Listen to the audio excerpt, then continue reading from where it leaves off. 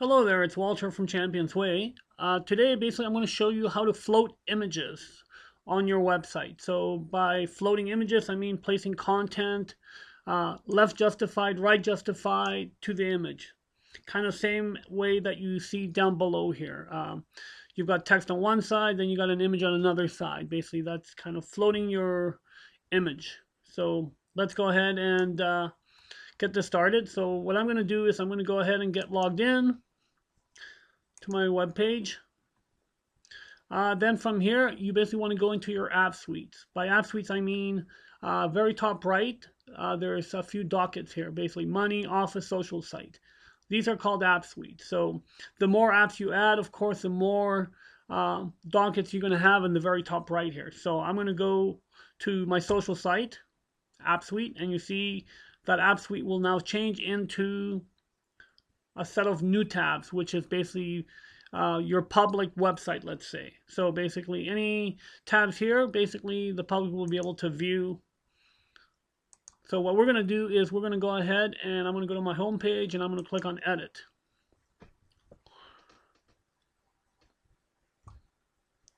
So what I'm going to do here is I'm going to basically add an image to the basically right side off my text area here. So what I'm going to do is I'm going to go ahead and put my cursor where I want my image. Then I'm going to go in and go to my image manager.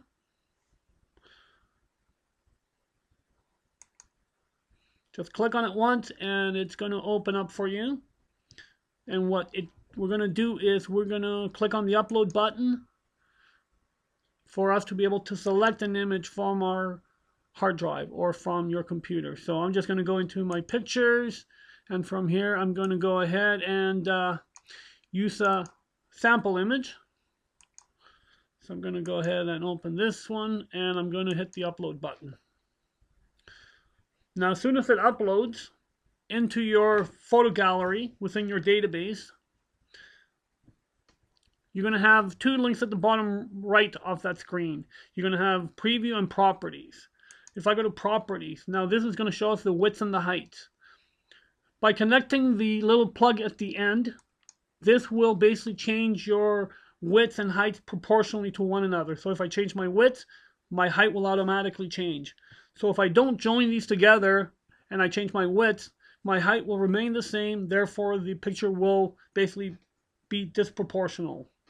So make sure that that is linked. So now I'm going to go ahead and change my height from 1024 pixels to 324 pixels, making my height 243 pixels. Now, you can add a border to your image. So if I go to border color, I can pick the color that I would like for my actual border. And I'm going to pick red color here, and then the border width. So how thick would you like that border line? I'm going to go with 6 for mine. Now the image alignment, this will basically float your image. So now by dropping it down, you have an option of 5 different options you want. So I'm going to basically right justify mine. So I go to the right justification one. Now basically what I want to do is set my margins, top, bottom, right, left. What that means is cell padding by adding so many pixels right. This will basically move my text away from the image. So you know how sometimes you see an image and the text goes right up against it.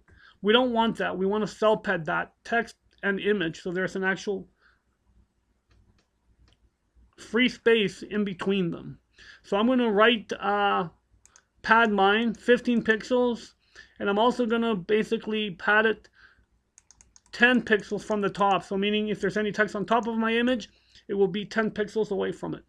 So once I've got everything set up in this area, I can then go ahead and insert.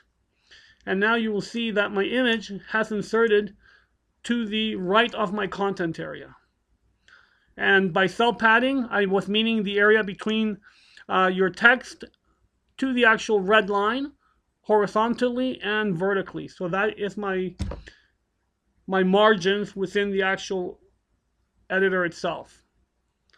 So basically that's all it is to it. So again, we're going to add another image to the, actually let's do it to the left this time of my text. So I'm going to basically put my cursor where I want, go to my image manager,